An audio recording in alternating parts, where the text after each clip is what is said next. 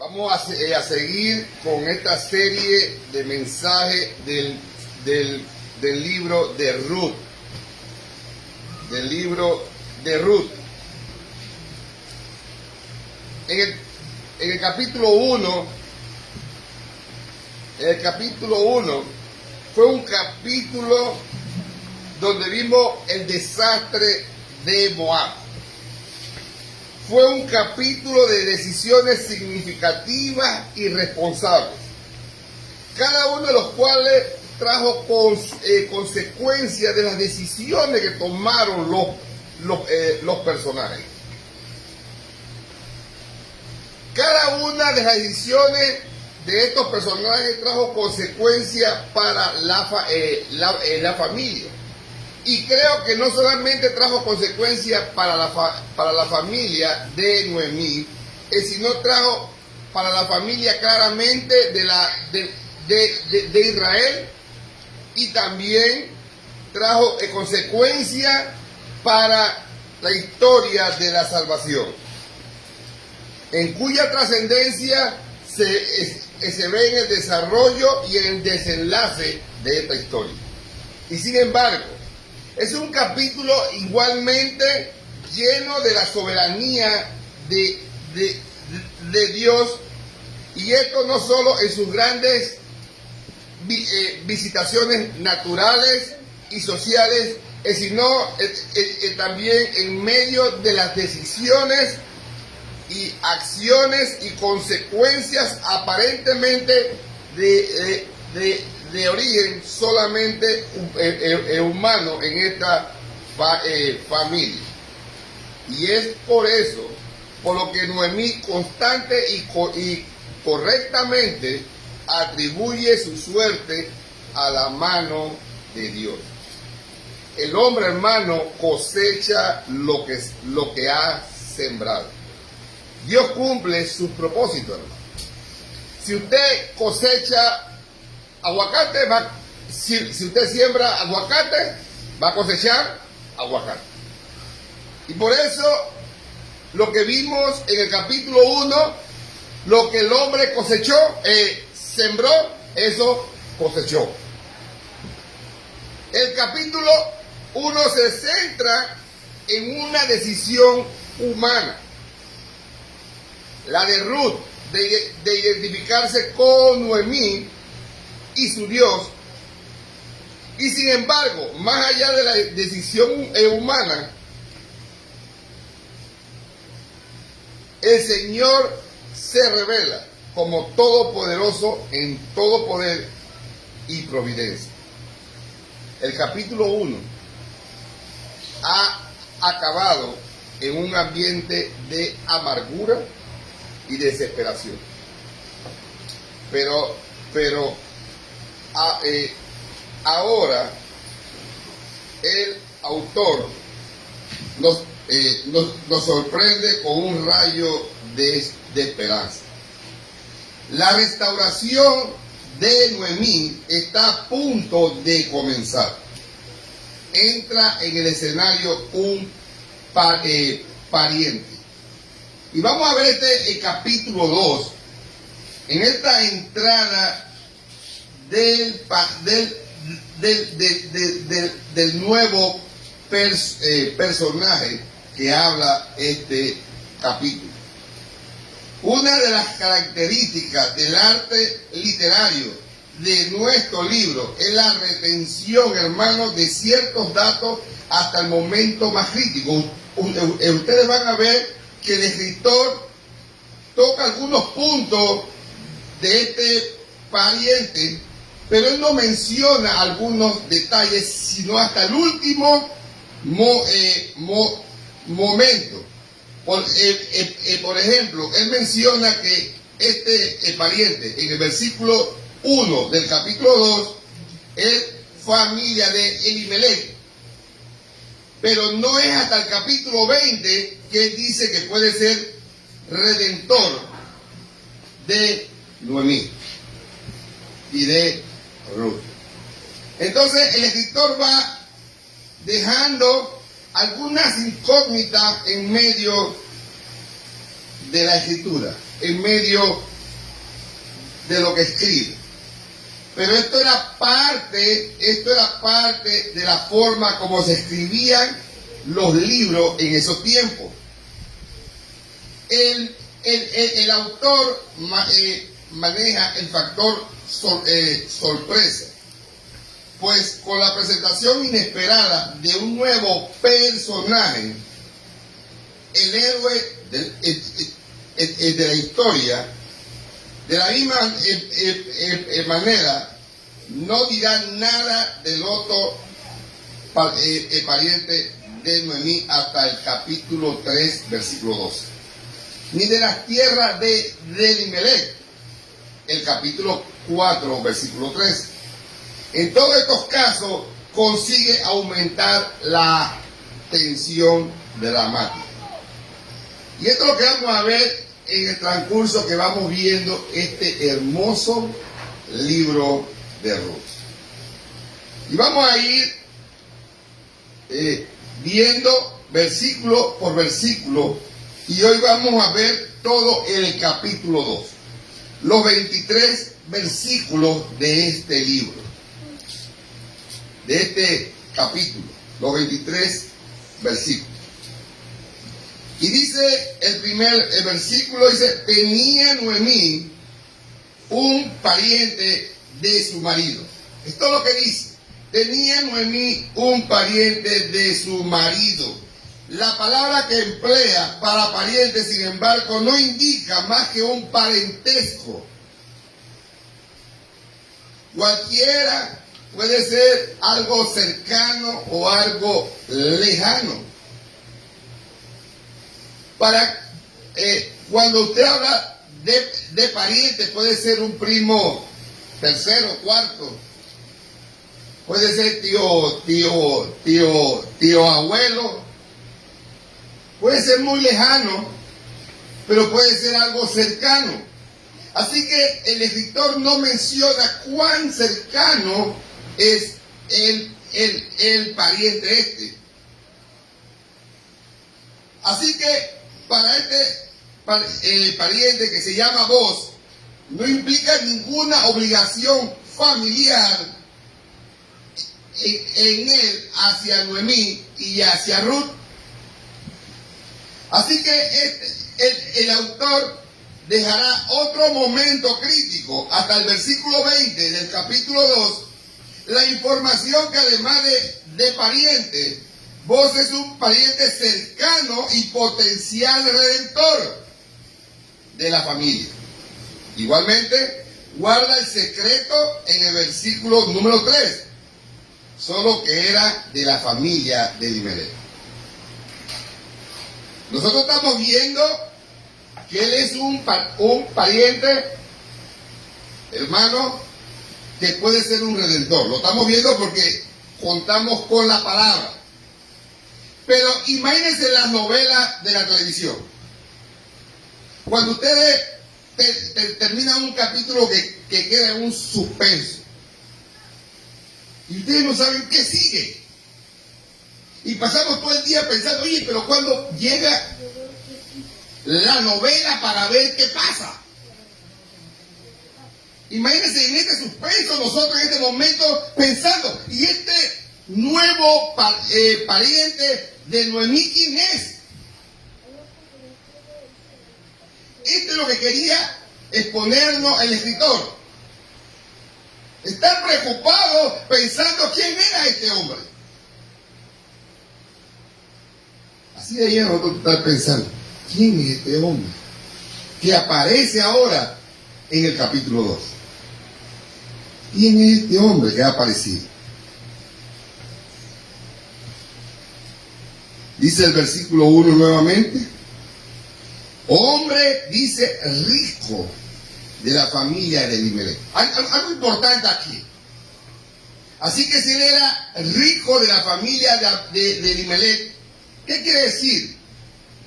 Que Elimelech también era rico. Pero como vino una sequía, rico en esos tiempos no es que tenía el dinero como hoy en día, no. En esos tiempos no se medía la riqueza por dinero. En esos tiempos se medía la riqueza por posesión, por tierras, por el ganado, por los criados. Pero como vino una sequía, una hambruna, ¿qué animales iban a tener? Las tierras estaban ahí, pero los animales no, porque mueren por la sequía. Y por eso fue que Elimelech tuvo que irse para Moab. Pero Elimelech era un hombre de dinero. Pero más que eso, la palabra rico significa en ese tiempo algo más. No solamente que tenía posesiones, sino también era una persona noble. Era respetado en el pueblo.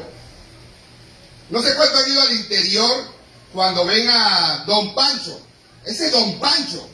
Y Don Pancho anda en un camionetón.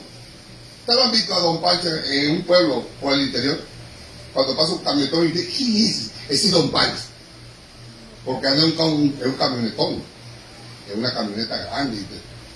Y la gente respeta a esa gente. Bueno, Elimelech era algo parecido. Elimelech era respetado en ese momento antes de la hambruna. Pero ahora estamos hablando de Boz. Boz era respetado, era un hombre noble, era un hombre con dinero. Y eso es lo que está hablando la palabra en este momento. Dice que un hombre rico de familia de Amielech, el cual se llamaba Boz. Entonces ya estamos claros que Boz tenía posesiones, tenía tierras y era respetado.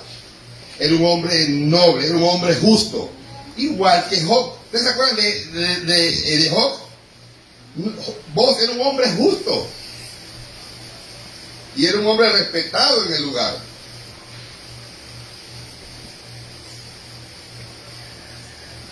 Probablemente Boz era del mismo estamento social, hermano, que Abimelech, de la nobleza, del pueblo efrateo, hombre con abundancia de tierra y posesión. A lo largo de la historia de la iglesia, los comentaristas han visto en Boz un prototipo de Jesucristo. Han visto en Boz un prototipo de Jesucristo. Tenemos que recordar que los patrones bíblicos no son arbitrarios y que las mismas ilustraciones se repiten vez tras vez a lo largo de las escrituras y adquieren una fuerza simbólica cada vez más rica y más matizada. Cuando usted lee el Antiguo Testamento, hermano, todas estas historias del Antiguo Testamento van viéndose simbólicamente a Jesucristo, a lo que venía. Ellos van siendo un prototipo de Jesucristo. Y por eso es que la serie de estos mensajes es el Evangelio a través del libro de Ruth. Porque vamos a ver un prototipo ahora en Boz como redentor de Ruth y de Noemí. En el caso de Ruth, olvidarnos que que en primer lugar en la historia de la lucha cotidiana de una familia por cubrir sus necesidades de casa, de comida y de vinagre, sería perder sus lecciones importantísimas acerca de la providencia de Dios y de las cualidades que Él espera encontrar en nuestras relaciones familiares. Pero negar en segundo lugar esta historia viene a ser la ilustración de principios fundamentales de la salvación, de la conversión, de la santificación, de la redención. Es olvidar su contexto bíblico, es hacer que no pertenezca íntegramente al conjunto de la palabra de Dios. Así que, hermanos, esta historia vamos a verla no solamente como una historia donde aparece Noemí, donde aparece Ruth y donde aparece Boaz. No, hay que verlo también viendo a Jesucristo como nuestro Redentor, como el Redentor de la iglesia.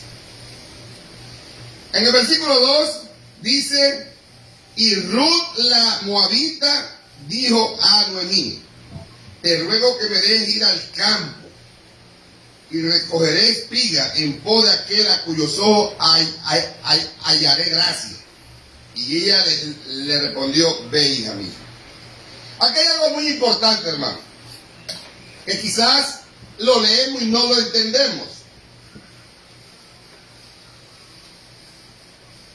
Esta historia empieza, o este capítulo, vamos a ver diferentes conversaciones.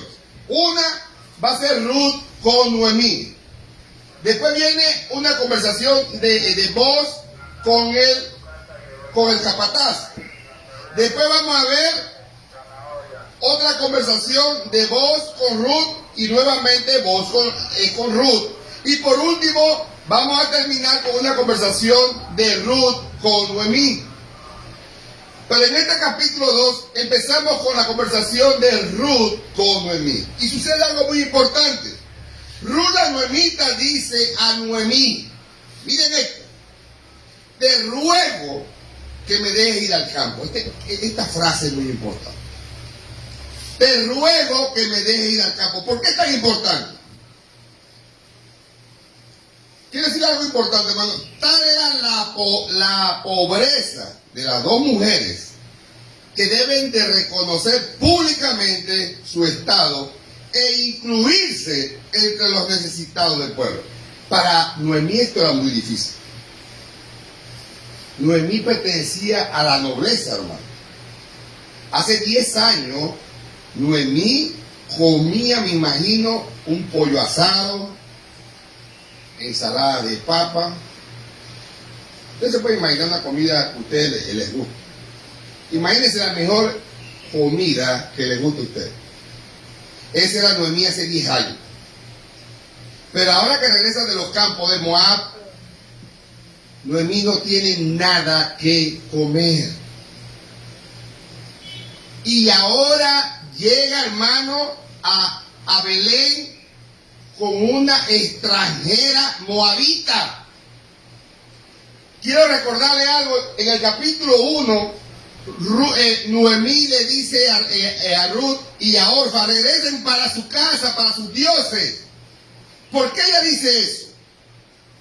Ella dice eso, hermano, porque primero dice la Biblia que no tenía ninguna esperanza para ellas ya. No había ninguna esperanza. Pero también los comentaristas creen que Ruth tenía vergüenza, hermano. Y usted dirá, ¿vergüenza por qué? Hay que irse a la historia. Para el pueblo de Israel era pecado que tus hijos se casaran con una gentil, con una moabita. Era pecado.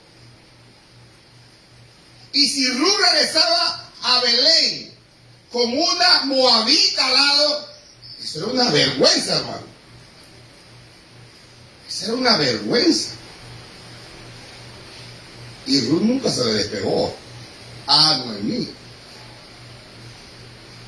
Y Noemí tiene que llegar con su vergüenza a Belén.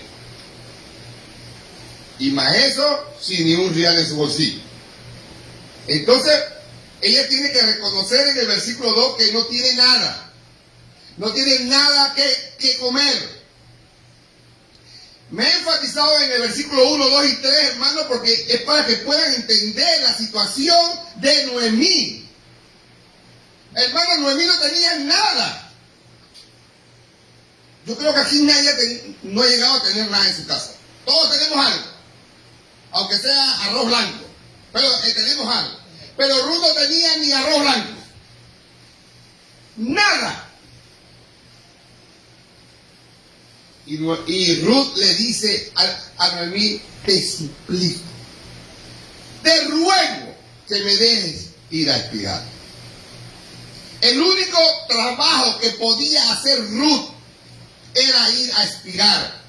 Era lo único que podía hacer, según la cultura de los judíos. Pero Ruth no se lo permitía, hermano. ¿Por qué Ruth no se lo permitía? Por la vergüenza. Una, porque ella era noble. Ella tuvo mucho dinero. ¿Y qué van a decir las vecinas si tú hoy tienes y mañana no tienes? ¿Qué van a decir las vecinas tuyas? O tus amistades. Mira, ¿ves? La que se tiraba del mar, ahora ya no tiene nada. Imagínense cómo sufría Ruth, Noemí. Y segunda, que Ruth era moabita, una extranjera. Imagínense cuánto le ruega, cuánto hoy día le ruegan los hijos a los papás pidiéndole el celular. Préstame el celular, préstame el celular, préstame el celular. Me imagino que así le rogaba Ruth a Noemí para que la dejara ir a trabajar. Déjame ir al campo. Déjame ir al campo, nos vamos a morir aquí sin nada. Quiero decir, hermano, que la cultura hebrea, si las viudas no iban a trabajar, se morían de hambre en su casa. Porque nadie las apoyaba. Y dice la Biblia, capítulo 2, yo creo que lo han entendido bien ahora, el versículo 2 dice, y Ruth la moabita dijo a Noemí, te ruego que me dejes ir al campo, y recogeré espigas en pos de aquel a cuyos ojos hallaré gracia. Y ella le respondió, venga a mí. No fue fácil ella llegar a esa respuesta. Pero me imagino que después de tanto ruego, ella dice, ve, hija mía. Después de tanto ruego. Aquí, quizás sea por eso, mire, Ruth tiene que tomar la iniciativa para vencer la reticencia de Noemí por persuadirla para que le permitiera espigar. En el corazón de Noemí había mucha duda, había mucha desconfianza, había mucha vergüenza. Y si ustedes recuerdan, cuando Noemí llega al pueblo, en el versículo 19 del capítulo 1, ella dice, anduvieron pues ellas dos hasta que llegaron a Belén. Y aconteció que habiendo entrado en Belén, toda la ciudad se conmovió por causa de ella y decía, ¿no es esta Noemí? ¿No es esta Noemí? La que tenía mucho. Y ella le respondía, no me llamen Noemí, sino llámame Mara, porque en gran amargura me ha puesto el Todopoderoso. Así que Ruth toma la iniciativa, le ruega a Noemí para ir a trabajar y ella se lo concede. Versículo 3, vamos viendo, y antes de ir al versículo 3, vamos a ver la fidelidad de Ruth. La fidelidad de Ruth es esta. Cuando Noemí, hermano, hay que entender todo esto. Cuando Noemí le dice a Ruth y a Orfa que se regresen para su casa, para sus dioses, para sus padres, Orfa sí se va, pero Ruth se queda. Y Ruth le dice, tu Dios será mi Dios y tu pueblo será mi pueblo. Ahora, esa decisión que tomó Ruth en un momento, ahora tiene que hacerle frente a las consecuencias de sus decisiones. La decisión de Ruth fue apoyar a su suegra. Ahora Ruth tenía que tomar esa responsabilidad de cuidar a su suegra. Acuérdense que la suegra de Ruth ya estaba un poco avanzada de edad.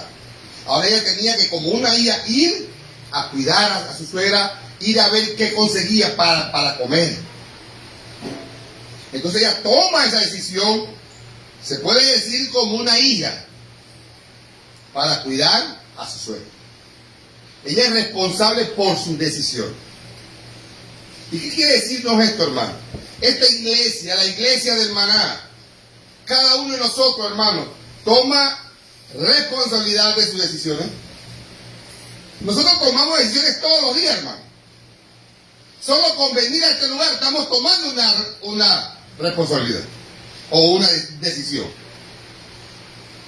Cuando hacemos algo, estamos tomando una decisión. Pero estamos asumiendo la responsabilidad por esa decisión. Tenemos que tomar la responsabilidad por nuestras decisiones. Y Ruth toma su responsabilidad por las decisiones. Y dice la Biblia que ella va a espigar. Y a recoger espigas. Quiero que veamos rapidito Levítico 23-22. Levítico 23-22. ¿Qué leyes dejó Dios al pueblo de Israel? Levítico 23-22 dice así: cuando segareis la mies de vuestra tierra, no segaréis hasta el último rincón de ella, ni esparcirás tu siega para el pobre y para el extranjero, lo dejarás, yo Jehová vuestro Dios. Dios dejó leyes explícitas para el pueblo de Israel para cuidar al pobre y al extranjero. Deuteronomio 24-19 dice la palabra. 24-19 dice: cuando ciegues tu mies en tu campo y olvides alguna gavilla en el campo, no volverás para recogerla. Será para el extranjero, para el huérfano y para la viuda, para que te bendiga Jehová tu Dios en todas las obras de tus manos. Leyes que dejó el Señor mediante estos mandamientos sellados y firmados por Dios. Este es el sentido del yo soy el Señor vuestro Dios. Se pretendía proteger a los desamparados del país. Y dice nuevamente en Ruth 2, dice: en lo cual en pos de aquel en cuyos ojos hay gracia. Era necesario, hermano, hay que recordar, y quiero recordarles nuevamente, que en qué época pasó todo esto. Dice, y vamos nuevamente al versículo 1 del capítulo 1. Esto no lo podemos olvidar, hermano. Aconteció en los días que gobernaban. ¿Y qué pasó en los días que gobernaban los jueces? Vamos al último versículo de Jueces, versículo del capítulo 21. El último versículo. Ahí mismo al lado, versículo 25 del capítulo 21 dice: en estos días no había rey en Israel, y cada uno hacía. Hay que estar clarito en esto, no podemos olvidar esto.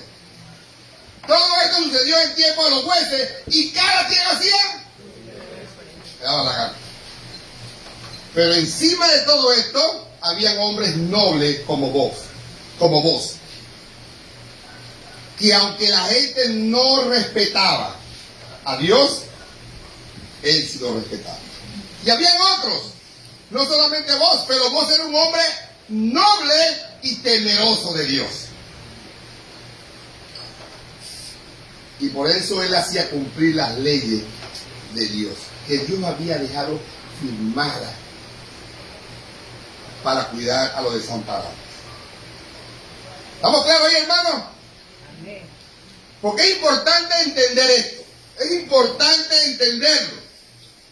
Y dice Ruth en el versículo 2: en pos de aquel en cuyos ojos hallare gracia. Es importante esto, hermano.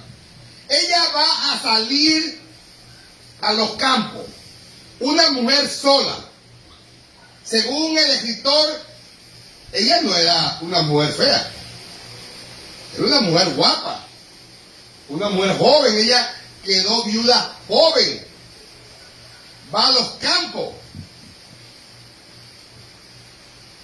En los campos hay hombres, trabajadores, fuertes.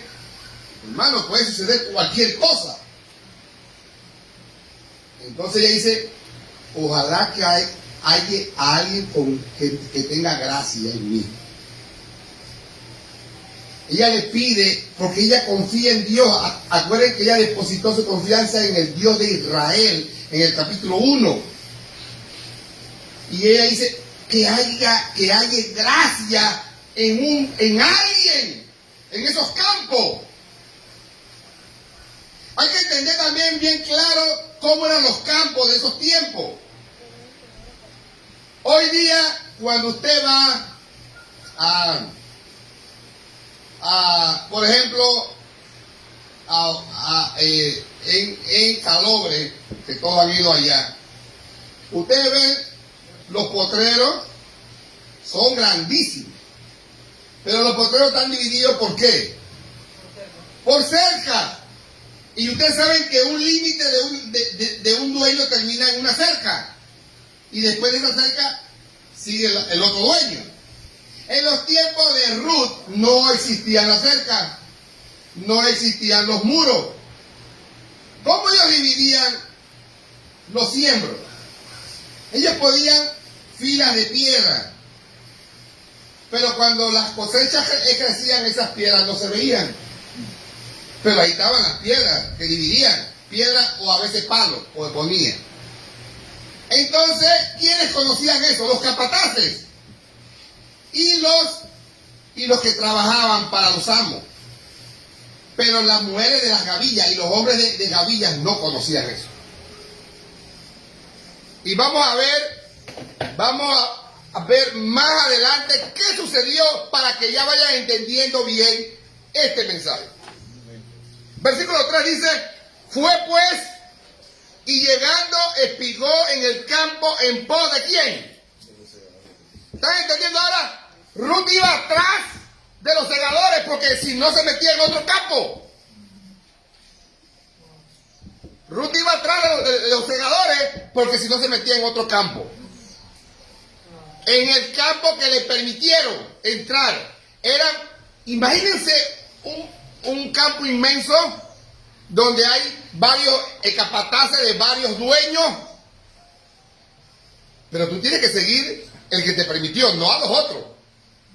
Tú no te puedes meter en los otros campos, tienes que seguir el que te lo permitió.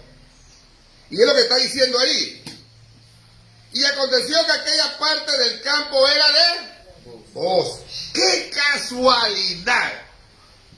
Que Ruth, sin saber, hermano, la que menos podía imaginarse que iba a llegar al campo de Boz era Ruth. Porque Ruth no conocía a nadie ahí.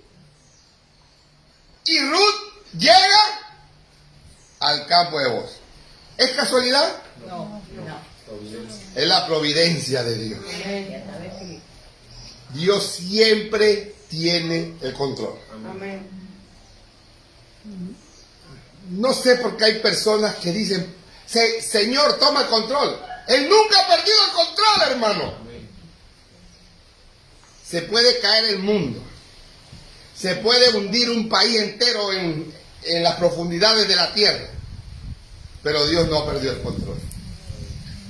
Por algo Él ha permitido que ese país se hunda en la profundidad de la tierra. Pero Dios jamás ha perdido el control. Y dice que la familia fue pues llegando, espigó en los campos en pos de los segadores, y aconteció que aquella parte del campo era de Boz, el cual era de la familia de Elimelech. Pero miren el versículo 4 ahora. Y he aquí que Boz vino de Belén y dijo a los segadores, algo importante hay aquí. El día que Ruth va y pide permiso, y quiero decir una cosa, Ruth no tenía que pedir permiso. Los espigadores o los que iban a espigar llegaban y se metían a cualquier campo. Ellos no pedían permiso. Eso tengo que explicárselo también. Pero Ruth pide permiso. Esto es muy importante que lo entiendan. Y se le da permiso en el campo de Booz. Pero la casualidad que el día que ella pide permiso y entra al campo de Booz, ¿quién llega ese día? Booz. Booz es un hombre muy importante. Está muy ocupado. Él vive en Belén. Esto es en los campos de Belén, queda un poco lejos. Booz no va todos los días al campo. Pero ese día fue al campo porque Booz de vez en cuando ayudaba a sus segadores. Él llegaba al campo, agarraba un machete o una hoz y se ponía con sus trabajadores a cortar la cebada. Y ese día, por la providencia de Dios, Dios manda a Ruth al campo de Booz y Booz llega ese día. Y miren, esto es tremendo cómo pasa todo esto, hermano. Versículo 4 dice, y aquí Booz vino de Belén y dijo a los segadores, miren de qué llega. Aquí estamos viendo que Booz es temeroso de Dios. No todos hacían esto, pero Booz es temeroso. Le dice, Jehová sea con vosotros. Un hombre que conocía a Dios, un hombre que temía a Dios, un hombre noble que él, para él sus segadores eran importantes, sus empleados eran importantes. Y él llega y dice, Jehová sea con vosotros. Y ellos responden, Jehová te bendiga. ¿Por qué los segadores le responden a Booz así? Porque, quiero decir una cosa, su nobleza había, ¿cómo se dice? La nobleza de Booz había contagiado a sus obreros. Había contagiado a sus obreros. Quizás cuando un obrero llegaba donde Job, era un hombre mal hablado, un hombre que no tenía educación. Pero cuando este hombre conocía a Booz, su forma de ser, este hombre iba cambiando. Y todos los trabajadores de Booz ahora eran diferentes, porque veían en Booz un hombre noble, un hombre temeroso de Dios. Y por eso es que cuando Booz llega y le dice, Jehová sea con vosotros, todos ellos responden, Jehová te bendiga. ¿Estamos nosotros contagiando a nuestra familia? Nuestra familia, cuando nos ven, dicen, este es un siervo de Dios, aunque ellos no vayan a la iglesia, aunque ellos no busquen a Dios, ellos nos ven a nosotros con respeto. ¿Está pasando eso en nuestra familia, hermano? ¿Está pasando eso en nuestra familia, hermano? ¿O no está pasando? ¿Estamos contagiando a nuestra familia como Booz lo hizo con sus trabajadores? ¿Estamos contagiando en nuestros trabajos? ¿Nos ven con respeto? ¿Nos piden consejo del Señor? ¿Nuestros vecinos? ¿Está sucediendo eso en nuestra vida? Si eso no está sucediendo, hermano, tenemos que preocuparnos. Tenemos que preocuparnos. Booz sí contagiaba a sus empleados. Booz contagiaba con su forma de ser para bien a sus empleados. Dice el versículo 5, y Booz dijo a sus criados, el mayordomo, ahí llama al capataz. De una vez, de que él llega, el capataz va a donde vos. Y le dice, ¿de quién es esta joven? Esto es muy importante que lo veamos.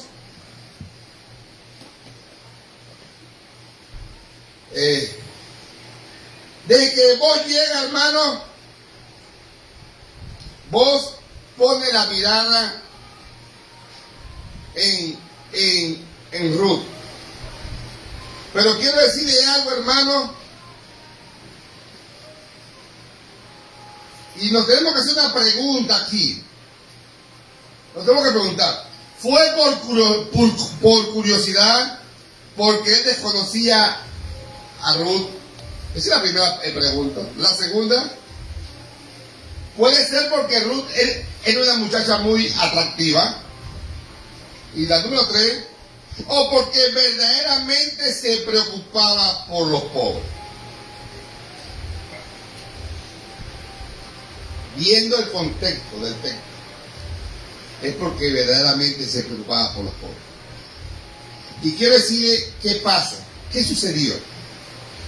Cuando nosotros vamos al interior, ¿qué pasa?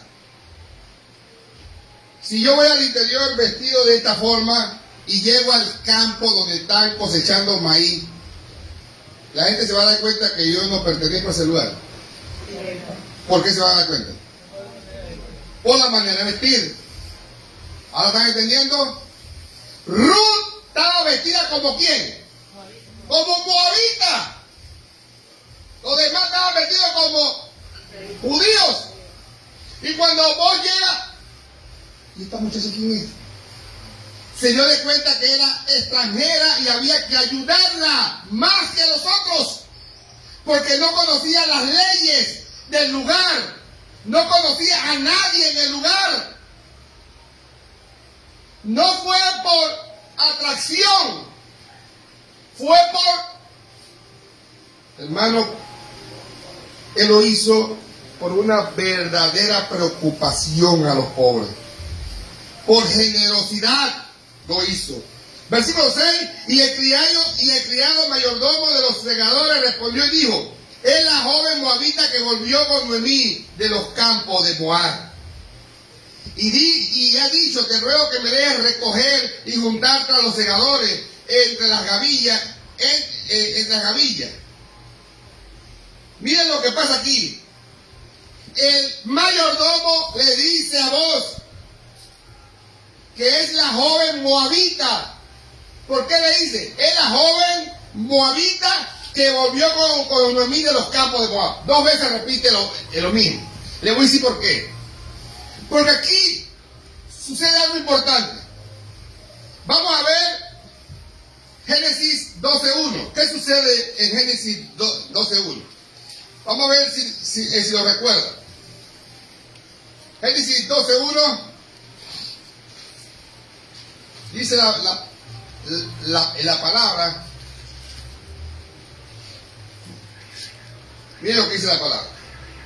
Pero Jehová había dicho a Abraham, vete de tu tierra y de tu parentela y de la casa de tu padre a la tierra que te mostraré.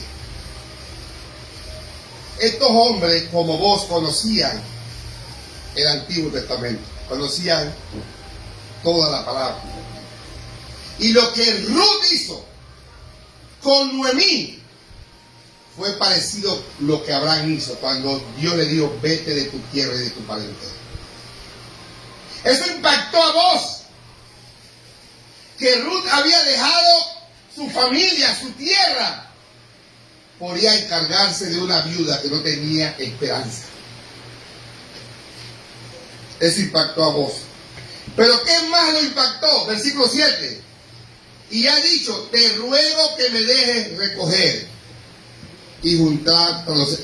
¿Qué le dije antes? Ella no tenía que pedir permiso, pero ella pidió permiso, ella rogó, se humilló. Hermano, el que se humilla va a ser exaltado. Ruth se humilló y eso asombró al capataz. El capataz estaba acostumbrado a ver gente grosera. Quiero decirle que los espigadores eran groseros, hermano. Como ellos tenían una ley firmada por el mismo Dios que podían recoger espigas, ellos se creían los dueños de los campos. Y por eso es que los dueños le ponían capataces y segadores para que mantuvieran el orden. Porque los espigadores se creían los dueños de los campos. Pero Ruth era muy diferente a todos ellos. Y pide permiso. Y eso también toca el corazón de vos. Que ella pide el permiso. Y miren lo que dice más adelante. Dice, entró pues y está desde por la mañana hasta ahora sin descansar ni aún por un momento. ¿Qué quiere decir eso? Esa es quizá la historia y entender lo que está pasando aquí. Cuando entraban a un campo nuevo a cegar o a cosechar, los segadores iban cortando la cebada y la iban poniendo en manojos en el suelo. Entonces las siervas del dueño iban recogiéndola en gavillas. En gavillas, la iban amarrando en gavillas y la iban cargando. Cuando todo esto pasaba, entonces las espigadoras, que eran los que venían del pueblo, que no tenían nada, iban recogiendo lo que sobraba. Y eso es lo que ellos recogían, lo que sobraba. Y también legalmente le dejaban alguna parte sin cosechar para que ellos la cosecharan. Pero imagínense el montón de gente que había ahí esperando eso. Pero Ruth estaba ahí en la puertecita esperando ser la primera para entrar y cosechar lo más que se podía. Ya, esto es emocionante, yo. Esto es emocionante, hermano. Versículo 8. Entonces vos dijo a Ruth, otra cosa en el 7. Dice, sin descansar ni un momento, ni aún por un momento. En otras palabras, Ruth se mantuvo en su posición esperando el turno. Los otros se fueron a la sombra, porque acuérdense que esos son campos y hay un sol en esos lugares. Pero Ruth estaba ahí en el sol esperando que dijeran, pueden entrar. Le hacían un ranchito a los espigadores, le hacían un ranchito. Pero Ruth estaba ahí. Ella no se movió de ese lugar, esperando el turno. Y eso tocó el corazón del capataz, que le dijo a vos todo lo que había sucedido. El versículo 9 dice el 8. Entonces vos dijo a Ruth, oye hija mía, no vayas a espigar a otro campo, ni pases de aquí, y aquí estarás junto a mis criadas. Ahora comienza algo tremendo. Ahora empieza algo, hermano, donde el corazón de vos es tocado. No era necesario que Job le diera o la dejara todo eso, pero por lo que Ruth había hecho, vos trata a Ruth como Dios desea tratar a los extranjeros. Nosotros, hermanos, tenemos la obligación explícita de demostrar hospitalidad al extranjero y prestar ayuda al desamparado. Esa es nuestra obligación. Esta semana pasó algo increíble. Nosotros vamos en Costa Verde, mi esposa, Sara y yo, en el Navala. Y se me poncha una llanta de ese Navala adelante. Se me ponchó la llanta y quedamos regados en media calle, allá adentro de Costa Verde. Y en menos de un minuto, unos carros van pasando del otro lado y dan la vuelta en U. Y se para un carro atrás y salen los muchachos y quedamos asustados los tres. Bien, ¿y qué nos puede ayudar? Y comenzaron y se metían debajo. Ese solazo era como la 1 de la tarde, estaba ese sol muy fuerte. Un muchacho le faltaba un brazo y se tiraron al suelo metiendo el gato en esa calle caliente, metiendo el gato. Y de repente llega un busito y se para al frente y digo, ahora sí nos agarraron. Un carro atrás y un carro adelante nos agarraron. Y se bajan los muchachos y comienzan a sacar las llantas y meten 3 gatos porque ese carro es un lío para levantarlo. sacan sus gatos y comienzan a levantar y sacaron la llanta y bueno, eso fue. Y sudado y sucio y todo. Y yo no escucho hablar entre ellos del pastor, pero ellos hablando del pastor entre ellos, no. Yo escuchándolo, no me dejaron hacer nada. ¿Dónde le ponemos las cosas? Y pusieron todo atrás en el vagón. Digo, ¿ustedes van a alguna iglesia? No, nosotros somos de la iglesia aquí de esta vez. Somos de esta iglesia. Digo, ¿cuánto le debo? ¡Nada! No nos deben nada. Nosotros nacimos para servir. Aleluya. Hasta que casi lloro. Esta iglesia tiene esa disponibilidad. Nosotros tenemos esa disponibilidad de servir. Como esos muchachos no les importó ensuciarse, ellos iban bien bonitos, iban limpiecitos.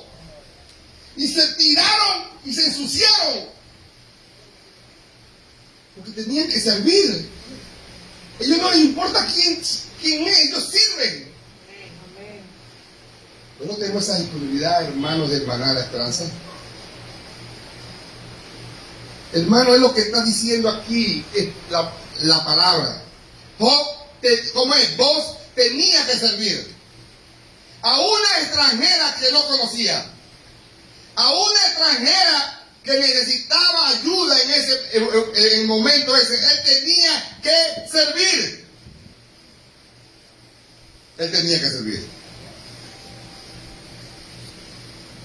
Vos no es más que una ilustración de la enseñanza divina.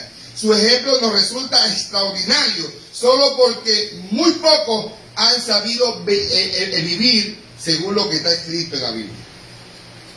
Hermanos, nosotros podemos aprender mucho de la palabra, pero si no lo vivimos, no hemos hecho nada. Tenemos que aprender lo que está en la palabra, pero tenemos que vivir. Tenemos que vivir. Tenemos que ayudar, hermano. Nadie no es tan pobre para ayudar. Todos podemos ayudar, hermano. Cuando usted agarra $10, saca $1 para ayudar a alguien. Saque su ofrenda, pero saque $1 aparte. No de la ofrenda. Yo conocí un señor que ya se fue con el Señor, digo yo. Pero él decía, yo voy a ayudar a tal persona, y dice, ese es el diezmo y la ofrenda. No, eso no es el diezmo y la ofrenda. La palabra dice que llevar tu diezmo al alfolí. Tú tienes que llevar tu diezmo y tu ofrenda al alfolí, al templo. Pero de lo que te queda, tienes que sacar para ayudar a alguien. ¿Estamos ayudando a alguien? ¿Estás dándole aunque sea una libra de arroz a un vecino? ¿Lo necesitan? Sí, lo necesitamos. Pero, hermano, el vecino aquí está viendo una librita de arroz. ¿Están haciendo? El banco de Dios es el más raro que hay. El banco de Dios dice que entre tú más da, más tienes. Pero entre tú más te lo guardas, menos tienes. Ese es el banco de nuestro Dios, de nuestro Salvador. Versículo 10 dice, ella entonces, bajando su rostro, se inclinó a tierra y dijo, ¿por qué he hallado gracia en tus ojos para que me reconozca siendo yo extranjera? Hermano, vos se llenó de misericordia. Igual que Cristo con nosotros. ¿Quiénes fuimos nosotros para ser redimidos por Jesucristo? No merecíamos la redención. No merecíamos ser justificados, ser santificados. Pero Cristo murió por nosotros. Vos sintió misericordia por ella. Versículo 11. Y respondiendo a vos le dijo, he sabido todo lo que has hecho con tu suegra, después de la muerte de tu marido, y que has dejado a tu padre y a tu madre y la tierra donde naciste. Has venido a un pueblo que no conocías antes. Jehová te recompense tu obra y te remunere, sea cumplida de parte de Jehová, Dios de Israel, bajo cuyas alas ha venido a refugiar. Aquí hay algo tremendo.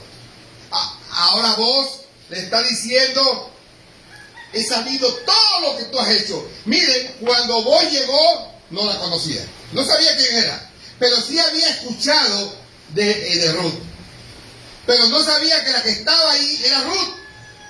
Pero cuando el capataz le cuenta quién es ella, que es Ruth, dice, ah, es la que me contaron. Ahora le dice, yo conozco todo lo que tú has hecho. Ahora él añade algo, Dios te bendiga. Hermano, cuando usted le dice a alguien, Dios te bendiga, es algo importante. Pero no solamente Dios te bendiga. Ahora tenemos que ver lo que vos hiciste. Dios también, como es vos, le ha dado mucho a Ruth. Antes de decirle Dios te bendiga. Dios le ha dado mucho a Ruth. Y le va a dar muchas cosas más. Vamos a ver todo lo que sucede en los otros versículos. Dice, y respondiendo vos le dijo esa... Versículo 2 dice, Jehová recompense tu obra y tu remuneración sea cumplida de parte de Jehová Dios de Israel, bajo cuyas alas ha venido a refugiarte. En otras palabras, las alas del Señor la van a cuidar. Y ella dijo, Señor mío, hallé yo gracia delante de tus ojos, porque me has consolado y porque has hablado al corazón de tu sierva, aunque no soy ni como una de tus criadas. Nuevamente vemos la humillación de Ruth. Nosotros tenemos que ser lo mismo, hermano, con nuestro Salvador. Humillados ante nuestro Salvador. Siempre, ¿quiénes somos nosotros para recibir tanta bendición de parte de Dios? Hermano, nosotros debemos estar siempre humillados ante el Señor. Versículo 14 dice, y vos le dijo a la hora de comer, ven conmigo y come del pan y moja tu bocado en el vinagre. Y ella se sentó junto a los segadores y él dio del potaje y comió hasta que se sació y le sobró. Y luego se levantó para espigar, y vos mandó a sus criados diciendo que recoja también espiga entre las gavillas y no la avergoncéis. Algo muy importante aquí, ahora a pesar de todo lo que vos le había dado, vos le da de comer a la hora de la comida. Ven y come pan. Hermano, ni un dueño de campo le daba de comer a los espigadores. Pero ahora invita a Ruth a comer. El Señor nos invita a comer. El Señor nos dice, come el pan que representa mi cuerpo. Toma el vino que representa mi sangre. Él nos invita a comer. Así mismo, vos invita a comer a Ruth. Luego se levantó para espigar y vos mandó a sus criados diciendo que recoja también espiga entre las gavillas. Mira ahora. Ahora la están mandando que se meta entre cuando están recogiendo. Ya los segadores cortan y las mujeres de él, las trabajadoras, comienzan a recoger en las gavillas. Ahora dice que se meta Ruth ahí también, que recoja de las gavillas. Ahora Ruth está recogiendo manojos grandes ahora. Dios te va a poner a recoger manojos grandes. Pero no dinero. No, Dios te va a mandar a recoger almas para Él. Predica el Evangelio, hermano. Vive el Evangelio. No solo lo predique, vívelo. ¿Cuántos quieren ver esto aquí lleno de almas? Vive el Evangelio. Vive el Evangelio. Dice el versículo 16, y dejaré también caer para ella algo de manojo. Mira ahora, ya no es nada más la gavilla, ahora el manojo. Empezó con dejándola entrar. Ahora después con las gavillas. Ahora dice, déjenle el manojo. Miren cuánto le está dando voz a Ruth. Manojos. Déjenselo ahí a ella. Así mismo es Dios con nosotros, hermano. Dios te va a dar abundancia. Pero no está hablando de dinero, hermano. Está hablando de palabra. Dios a esta iglesia le está dando palabra. Yo Yo me gozo cuando estudiamos la palabra y nos enriquecemos en la palabra. Pero miren lo que sucede más adelante. Versículo 17. Espigó pues en el campo ¿hasta qué hora? Hasta la noche. Porque a la noche hay que recogerse.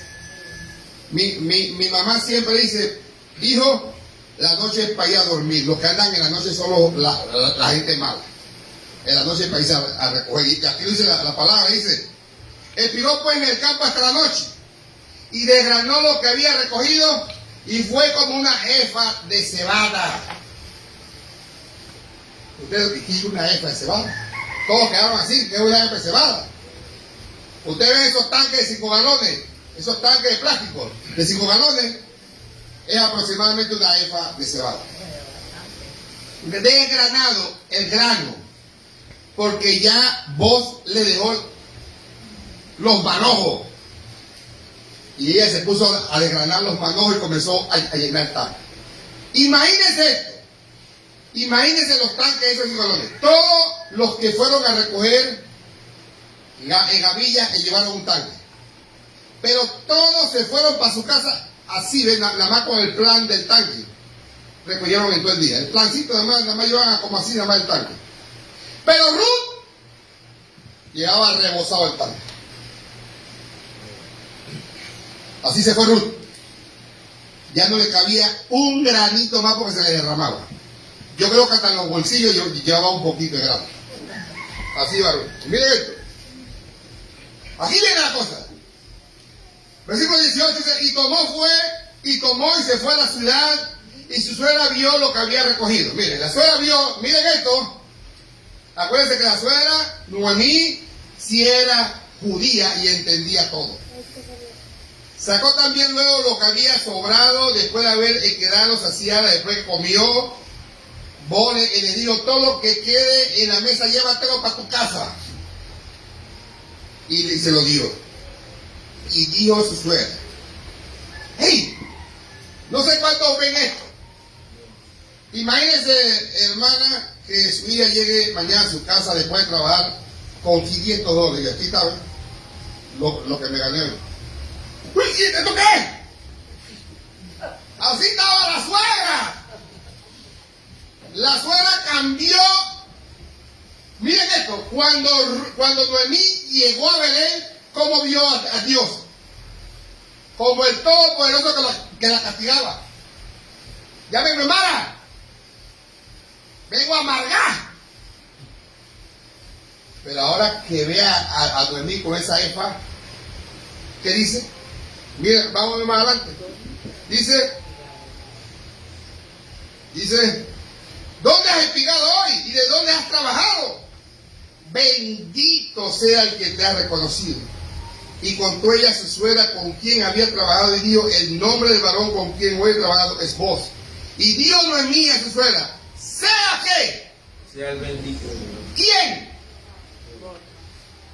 Sea bendito de Jehová. Ahora cambió su doctrina. Ya no era todopoderoso el que me castiga. Ahora sea bendito Jehová que me libra. Gloria a Dios. Amén. Bendito Jehová, pues no ha rehusado a los vivos de la benevolencia que tuvo con los que han muerto. Después le dijo Noemí, nuestro pariente es aquel varón, y uno de los que pueden redimirnos. Ahora el escritor aparece y nos dice que vos puedes redimir a Noemí y a Ruth. Esto es muy importante. Pero no solamente puede redimirla. Miren lo que dice, es muy importante. Dice, y dijo Noemí a su nuera, sea bendito Jehová, pues no ha rehusado ¿a quién? A los vivos. ¿Quiénes son los vivos? Ella y Ruth. Miren eso. La benevolencia que tuvo para ¿con quién? Los que han muerto. Ahora hay algo importante. Algo tiene que suceder, que vos va también a tocar a los muertos. Y eso lo vamos a ver más adelante, después los otros capítulos. Y dijo Noemí, el versículo 21, y Ruth la moabita dijo, Y Ruth la moabita dijo, además de esto, me ha dicho, júntate con mis criadas hasta que hayan acabado toda mi siega. Y Noemí respondió a Ruth, su nuera, mejor es, hija mía, que salgas con sus criadas y no que te encuentres en otro campo. Aquí está lo que le expliqué al principio. Vos le dijo, no te vayas para otro campo, quédate con mis criadas. Mientras estés con mis criadas, estás protegida. No vas a correr ni un peligro. Y Noemí le dijo, hazle caso. Mantente con las criadas de él. Mantente con las criadas. Y terminamos con el versículo 23 y dice, estuvo pues junto con las criadas de vos, espigando hasta que se acabó la siega de la cebada y la del trigo. Y vivía con su suegra. Qué gran historia. Las dos mujeres, hermanos, en este capítulo terminan solas. Pero no acaba la historia aquí. Este capítulo 2 es un capítulo de trabajo. Empieza hablando de la disposición de Ruth a trabajar, aunque sea de un empleo humillante, como el de espigar. Sigue con una descripción de cómo ella trabajó desde el amanecer hasta la noche, y desde el comienzo de la cosecha de la cebada y de la cosecha y hasta la terminación de la cosecha del trigo. Ella asume esta responsabilidad y dedicación sin descanso. No se rinde hasta que el trabajo no se acabe. Pero también es un trabajo aliviado por la presencia, el ánimo, la ayuda y, en una palabra, la gracia del Señor del campo. Vos. Él te invita a Ruth a que se quede en sus campos. Le proporciona el momento de descanso y refresco, le brinda protección y ayuda. Así como vos, nos recuerda nuestro Señor Jesucristo, quien nos invita a trabajar en sus campos. Lo podemos ver en Mateo 9, 37 y 38, Juan 4, 35. Jesús asume la responsabilidad de nuestra protección. Lo puede ver en Colosenses 1, 13 y 2 de Timoteo 4, 18. Jesús nos alimenta. Lo puede ver en Juan 6, del 53 al 54. Jesús nos consuela y nos anima a través del Espíritu Santo y de sus siervos. Lo puede ver en Juan 14, 16 y 1 de Tesalonicenses 5, 11. En este capítulo de la historia, Dios proveyó para Ruth, y para su providencia le llevó principalmente a través de un nuevo personaje, un desconocido, que en la soberanía divina entró en el escenario en el momento oportuno. Y quiero decir, hermano, Ruth trabajó en los campos del Redentor. Dios me lo bendiga, hermano. Bendiciones. Padre Celestial, quiero darte gracias, Señor, por tu palabra. Esta palabra poderosa, Señor, de un Redentor. Padre, tú nos muestras a vos que va a ser el Redentor de Ruth y de Noemí. Pero también podemos ver cómo tú, nuestro Padre Celestial, Jesucristo, es nuestro Redentor. Qué hermoso tu palabra, Señor. Qué hermoso este libro de Ruth, donde nos muestra el Evangelio, Señor. Padre, gracias, Señor, y te alabamos, Señor. Padre, quiero pedirte por todas estas personas que escuchan a través de las redes sociales. Padre, te pido por sus vidas, por sus corazones. Toca sus vidas, Padre Celestial, para que ellos puedan reconocer sus pecados y puedan arrepentirse, Padre. Gracias, Padre Celestial. Te alabamos.